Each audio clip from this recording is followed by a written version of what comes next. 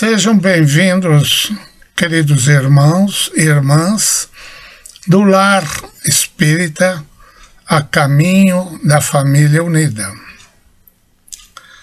O que nos leva a tecer algumas considerações no dia de hoje a respeito do momento pelo qual nós passamos, momento que revela implicações de ordem não somente física, mas, acima de tudo, espiritual. O que nos leva é a necessidade de uma orientação de como proceder nesses momentos, a fim de que nós possamos ter um amanhã seguro. E é nessa linha do amanhã seguro é que eu pretendo incursionar humildemente, da melhor maneira que for possível. Elevemos o pensamento ao plano superior para que nós possamos receber as energias espirituais canalizadas para a nossa finalidade de vida. Obrigado, Senhor. Meus irmãos, os habitantes da Terra, ao curso desses últimos 70 anos, participaram e participam de realidades, de acontecimentos cujas dimensões exterminadoras não escolhem raças, etnias, ricos, pobres, governantes, governados. Recentemente, nos últimos tempos, passa-se por uma pandemia de ação avassaladora, provocada pela presença de um vírus que não é novo, que sequer tem vida própria. É um ser parasita que se hospeda num organismo humano e deste rouba-lhe as forças vitais para a sua reprodução. Pergunta-se: nós devemos considerar esse fato uma novidade que tomou a humanidade de surpresa? Não. Esse fato não é novo. E se nós recorrermos à busca de informações desde os primórdios da humanidade, nós vamos verificar que principalmente doenças pandêmicas, principalmente doenças que afetam o organismo, nós vamos verificar que são irmãs gêmeas de grandes conflitos armados, de guerras. Desde o início, a Bíblia nos traz relatos esclarecedores a respeito. Relatos esclarecedores. Vamos tomar apenas alguns exemplos marcantes. Por exemplo, na época de Sócrates, poderíamos ir mais para trás, lá nos Egípcios. Nós vamos ficar com a Grécia, 430 a.C. A grande guerra do Peloponeso. Guerra Esparta contra Atenas, da qual Sócrates participou. Ali ocorreu o quê? A proliferação da praga de Atenas. Vírus tifoide. Depois de Cristo, no século II, Roma continuava em guerra com os seus desafetos. Nós tivemos uma pandemia de varíola, conhecida como peste antonina. O tempo passou, na Idade Média, por volta de século XIV e XV, nós tivemos a terrível peste negra, peste bubônica, né? Por quê? Guerra existente na região.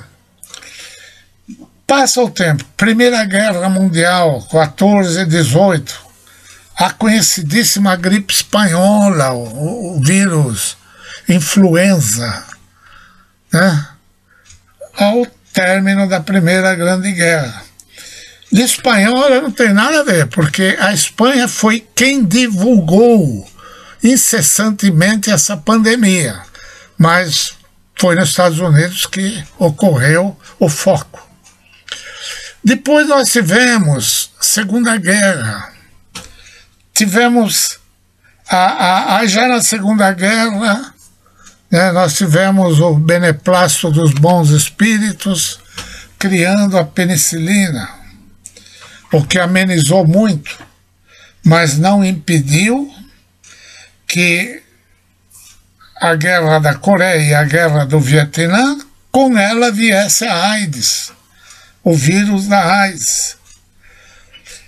No começo do século XXI, 2012, no Oriente Médio, nós tivemos o corona, o vírus corona, com o nome de MERS. Era uma síndrome respiratória. E agora, 2020, corona. Mas nós estamos em guerra, é só olhar como o mundo está, é só olhar. Mas isso é uma referência, isso é colocado para reflexão e para nortear os pensamentos daqueles bem-aventurados, os mansos, os pacíficos. Isso é para beneficiá-los. Muito bem. Como se pode observar, e isso é o que interessa, esses acontecimentos ao lado de embates bélicos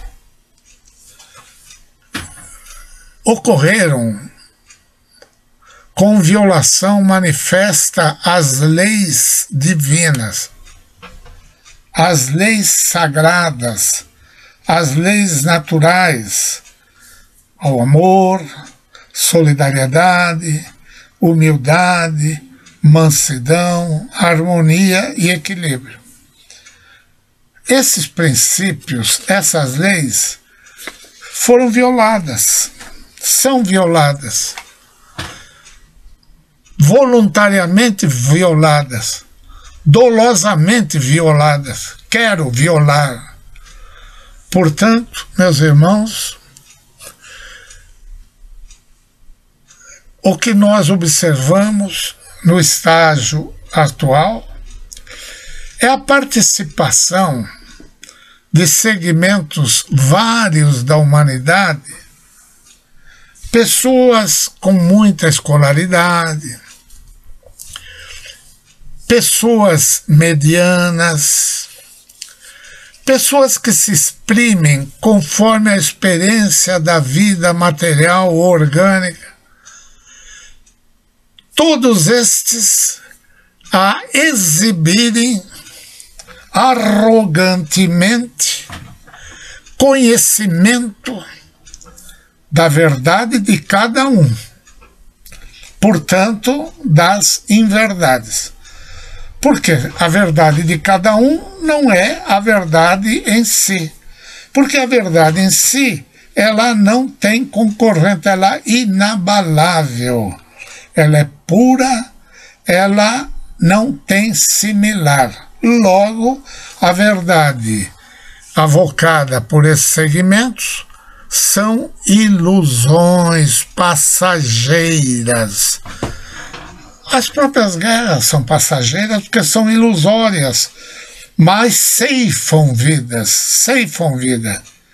né? Para depois se cantar a paz, hinos e tal, é tudo passageiro, não é uma verdade plena.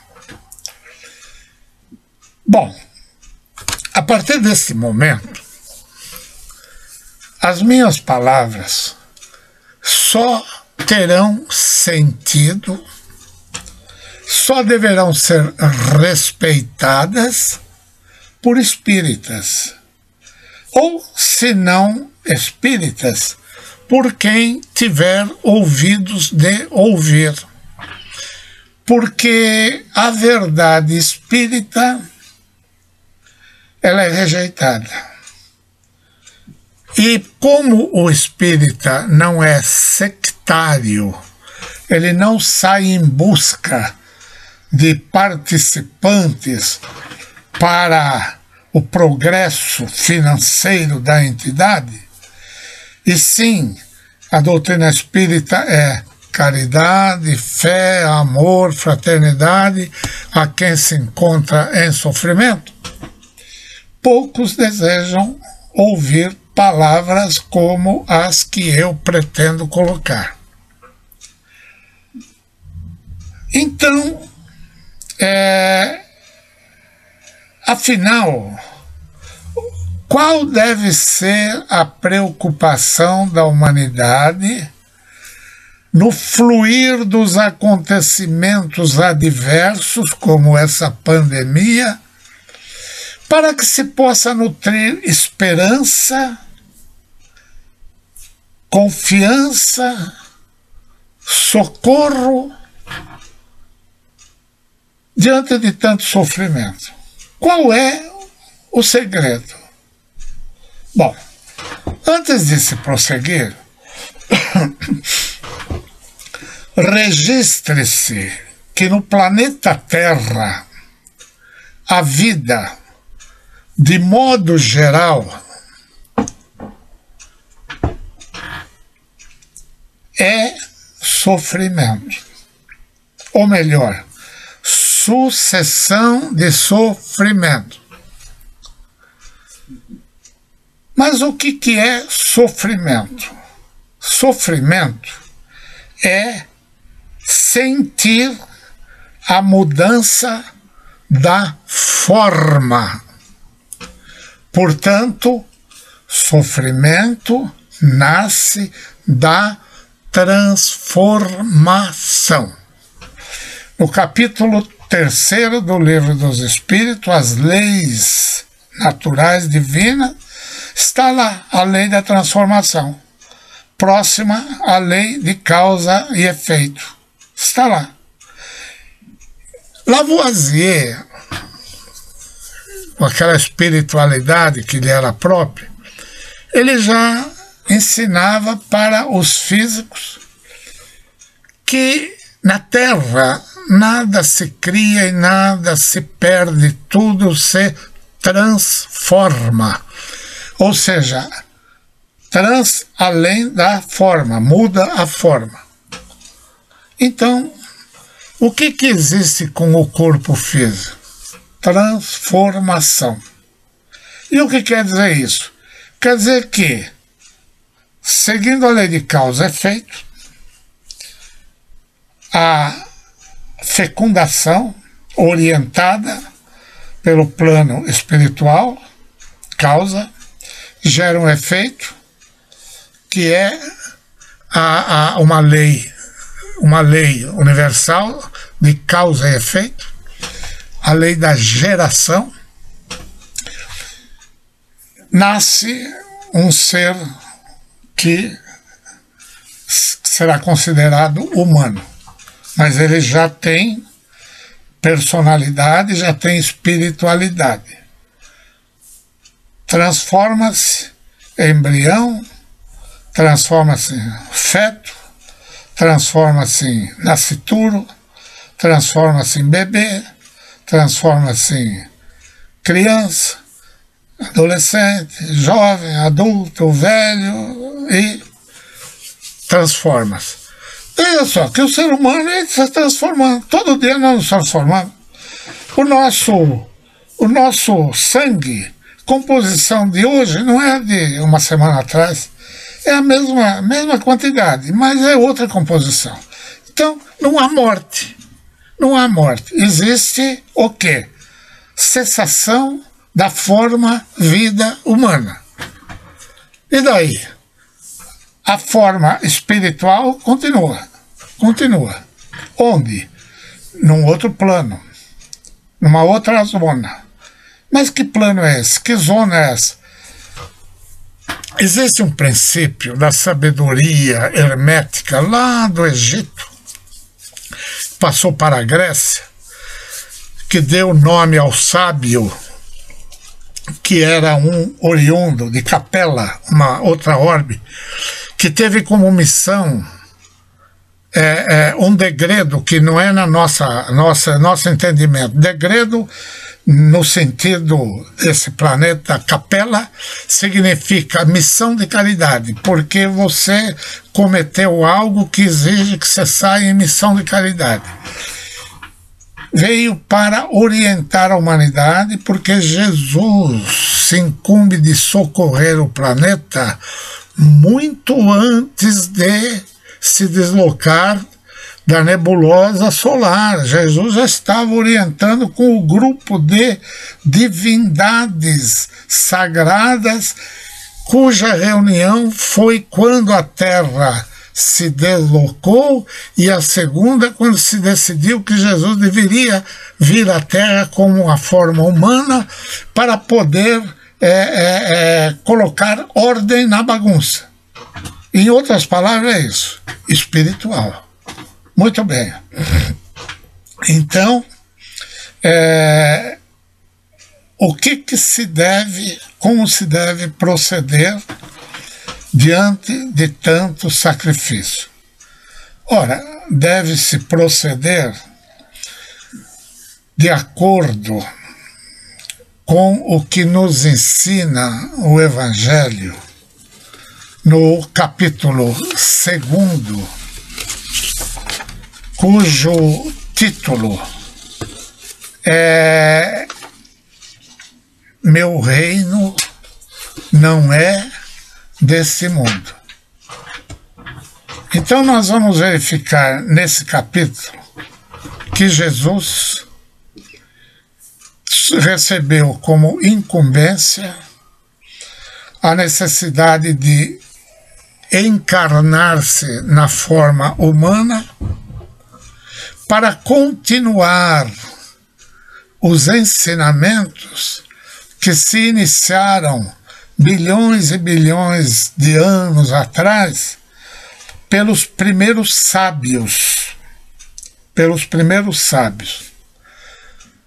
Quem quiser conhecer de uma forma melhorada o que eu estou dizendo, basta consultar o livro A Caminho da Luz, do Espírito Puro de Emmanuel, que se serviu do irmão Chico, da sua luminar mediunidade, para nos dizer o seguinte: primeiro, Jesus sempre esteve cuidando do planeta Terra.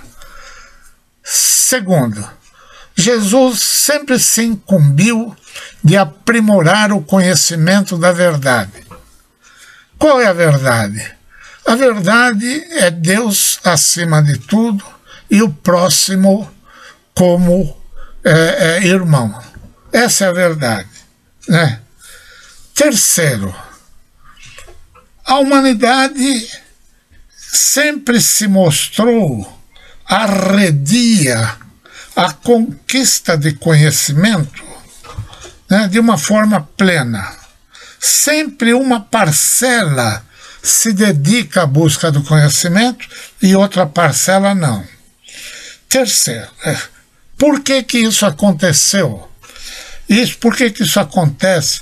Isso acontece porque quando vieram para cá aqueles de outros orbes, incumbido de ensinar a verdade a um povo que era primata, que não mostrava uma tendência progressiva de melhora. Então houve necessidade do socorro cristão para um aprimoramento. E vieram. Então vieram os árias em primeiro lugar, depois vieram outros grupos, e esses grupos deram início a 4 raças fundamentais: a raça ariana, egípcia, hindu e a raça hebraica, os hebreus, né? Os hebreus. A raça amarela veio de Albadrã, de uma outro orbe. Mas a raça chamada adâmica, que a Bíblia cuida como Adão, né? A Bíblia manteve o símbolo sem contar a verdade. Manteve o símbolo, mas não traduziu o símbolo. Porque o conhecimento inicial desses povos que vieram para cá era feito boca-ouvido, porque tudo que se escrevesse diminuiria a pureza da verdade. Notem que o apóstolo Paulo, que era profundo conhecedor dessa ciência secreta, quando escreveu a epístola para os coríntios, ele disse assim: eu vos falo assim, assim, assim. Não escrevo porque a letra mata e a palavra eleva o espírito. Estava seguindo o princípio do conhecimento hermético lá dos egípcios e da Grécia, né, que passou depois na forma de cabala para o povo judeu. Muito bem. Então Jesus veio dar prosseguimento àqueles ensinamentos, mas acrescentando algo que até então não havia sido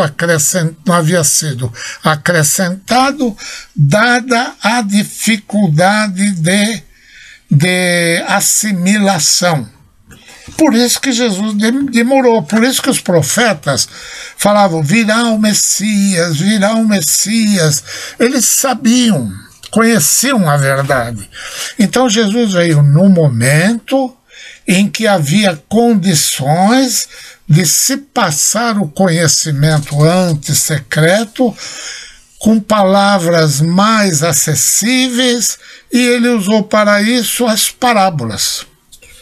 Sócrates também recebeu esse conhecimento e também usou palavras amenas. Sócrates usou a fórmula secreta que era sempre levando a pessoa a raciocinar. Então Sócrates ensinava perguntando: o que você entende por isso? Por quê? E por que não? Então obrigava a raciocinar. Porque raciocinar não é lembrar.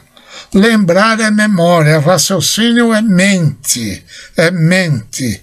Se nós não desenvolvermos a mente, o espírito permanece atrofiado. Então Jesus usou das parábolas para levar ao pensamento. Pensamento é do plano energético, é de outra dimensão. Muito bem. Então, Jesus vem dizer que o reino não é desse mundo. E aqui eu preciso fazer um parêntese. De onde é o reino de Deus? De onde? Existe no conhecimento secreto um princípio, uma lei, que diz, é a lei da correspondência. A lei diz o seguinte: o que está em cima é como o que está embaixo. Se nós observarmos a estrela de Davi, que é um símbolo utilizado pelos judeus, nós vamos ver que o que está em cima é a ponta do triângulo.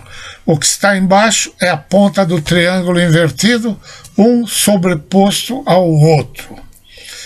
Ali está querendo dizer, olha, há uma semelhança entre o de cima e o de baixo, mas não é identidade, não são iguais, são semelhantes. Mas o de baixo está com a ponta para baixo, o de cima está com a ponta para baixo, então não são iguais.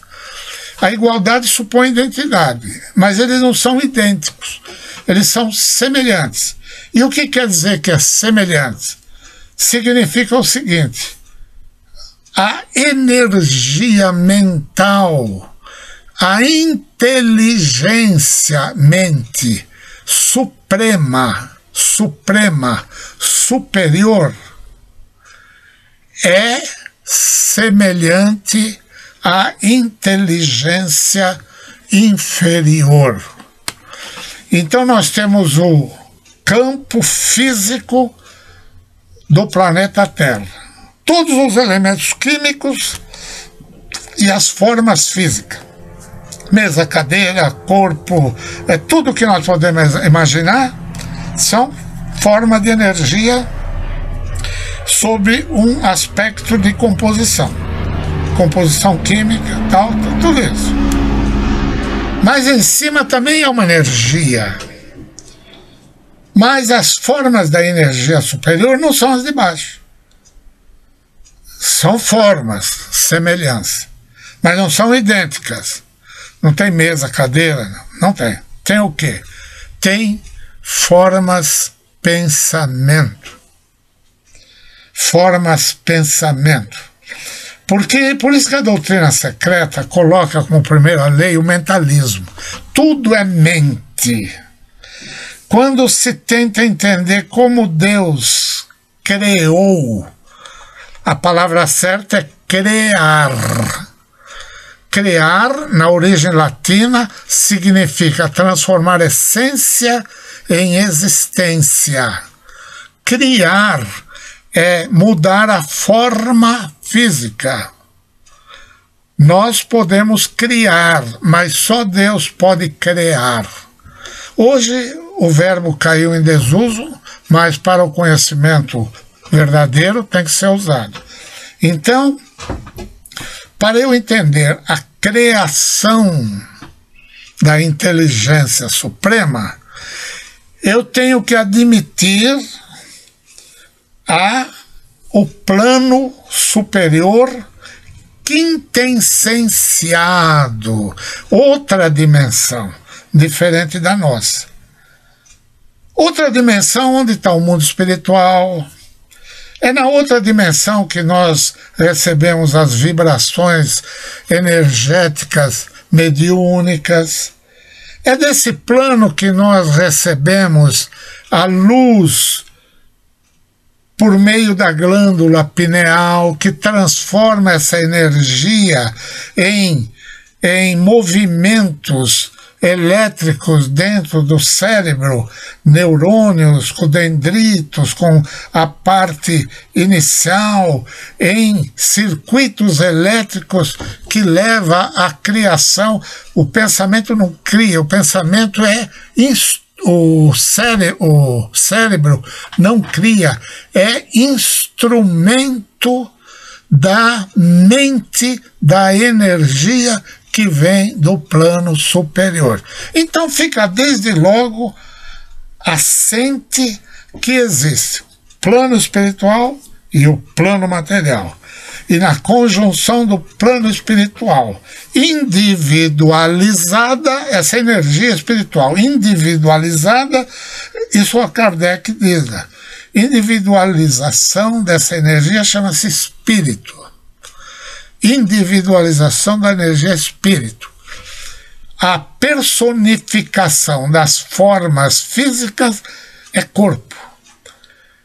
No planeta Terra é possível o encontro do espírito, energia quintessenciada, com o corpo físico, formando um campo mentomagnético que Hernani Guimarães de Andrade chama de modelo organizacional biológico. É alma para o espírito, para André Luiz.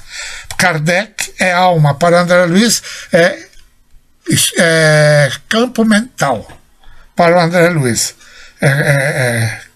Corpo mental, para o André Luiz. Para o Kardec é alma. Quando se fala aqui a alma, que o espírito incorporado é alma, significa isso. Espírito, energia, como está em cima, incorporar, como está embaixo, campo magnético, campamento magnético e alma. Portanto, o corpo humano, ele é animado, alma, animação. O animador é esse campo, perispírito na linguagem espírita.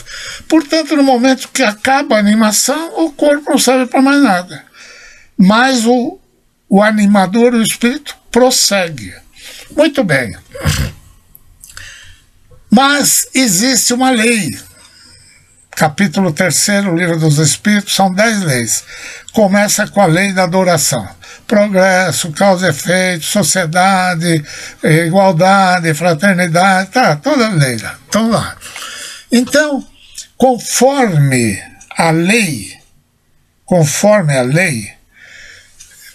existe o comportamento humano. Ele cumpre ou descumpre. A lei de causa e efeito. Como que eu devo cumprir? Eu devo procurar uma boa causa. E como que eu procuro uma boa causa? Eu tenho que elaborar pensamento puro, afastado dos vícios, porque pensamento ele é motivado energeticamente pela mente, é mental, é processo mental. E se eu propago pensamento puro, eu aciono uma energia mental positiva e a consequência é um bem-estar positivo, né? Um bem-estar positivo. Então, como é que nós devemos proceder nesse momento terrível? Leia o capítulo 2, Meu reino não é desse mundo. Porque Jesus quis dizer o seguinte: meu reino, se fosse desse mundo, eu estaria agindo como vocês agem. Chamaria meus soldados, tal. Mas meu reino não é desse mundo. Meu reino está numa dimensão mental, numa dimensão de uma inteligência suprema. E neste reino há muitas moradas. E a morada espiritual, ela é apropriada para quem logrou êxito no caminhar ascendente. Mas para lograr êxito no caminhar ascendente, eu tenho que me comportar conforme as leis divinas. Primeira, amar a Deus sobre todas as coisas. Segundo, ao próximo como a si próprio. E depois vem as leis morais. As leis morais. Humildade, caridade, tolerância, perdão, tudo isso. Então, se nós pegarmos o capítulo 2 e principalmente o item 5, esse capítulo 2, ele diz mais ou menos o seguinte: todo aquele que elaborar pensamento puro, sem os vícios, sem ódio, rancor, tal. Uma coisa é pensamento puro, outra coisa é pensar o que eu vou fazer amanhã, eu preciso anotar isso, eu preciso lavar roupa, isso não é pensamento puro, isso é pensamento cotidiano. Pensamento puro, eu estou, em primeiro lugar, não tenho dúvida da mente divina, da inteligência suprema, não tenho dúvida. O que é ausência de dúvida? Fé. Então, se eu, com fé, elaboro um pensamento puro, o que é ser puro? não afetado pelas intempéries de fora. Lá dentro, eu estou lá dentro, do meu eu, não do ego. Ego é fora. A respeito da vida futura, então não quero saber se a pandemia está matando hoje. Eu sei que Jesus socorre. E se Jesus socorre, eu sei, eu vou projetar o amanhã. Se ele fizer isso, por certo, atribuirá o verdadeiro sentido da vida presente. Preste bem atenção. Se eu elaborar um pensamento puro, sem vício, a respeito da vida futura, eu estou atribuindo sentido da vida presente.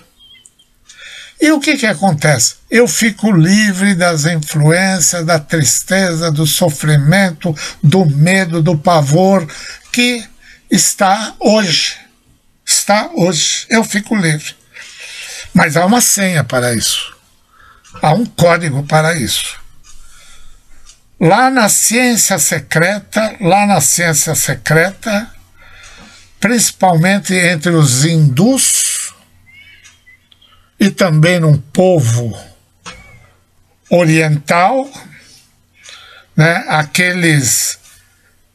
É interessante que houve uma raça ariana que se tornou conquistadora.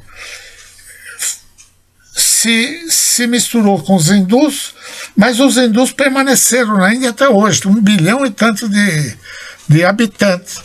E esses arianos migraram para o Tibete, também migraram para o Tibete. E de lá formaram a raça indo-europeia.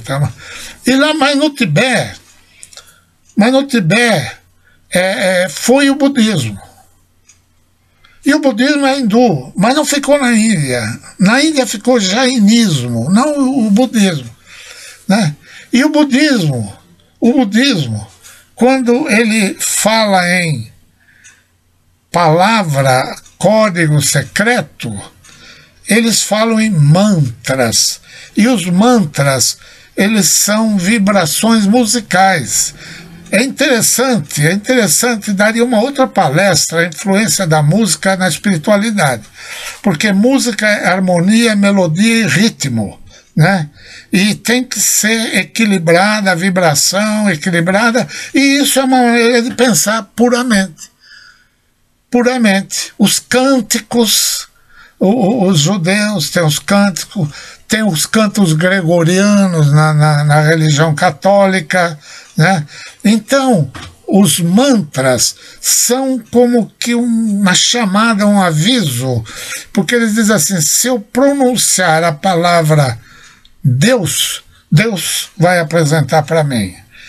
E o Chico tem uma história que ele contava de uma pessoa que estava muito doente, que ele foi visitar, e a pessoa estava realmente muito doente, então ele falou para a pessoa assim, olha, você faz o seguinte, você fala, Jesus, Jesus, Jesus, Jesus, Jesus, né? Isso é um mantra. Aí depois ele diz que essa pessoa desencarnou, né? E um dia ele estava lá psicografando, aí ele viu um espírito, aí ele falou, Chico, como vai, meu querido? Ele falou, desculpa, eu não estou reconhecendo, né? Aí o espírito fala assim, Jesus, Jesus, Jesus. Ele falou, é fulana, puxa vida, né? Então, mantra na doutrina espírita é a prece. É a prece. No momento que eu entoo uma prece pura, sem influência de querer, de trocar, de conquistar, sincera e com fé, eu consigo. Então, se nós, espíritas, por meio da prece, nós conclamarmos a presença de Jesus para o amanhã, por certo, o dia de hoje será mais tranquilo. e o amanhã, por certo, será glorioso. Eram essas considerações que entendo oportuna. Há muito mais a se falar, mas no momento há que se enaltecer a força espiritual da prece pura, afastada dos vícios da carne. Que a paz do Jesus esteja conosco. Muito obrigado, meus amigos.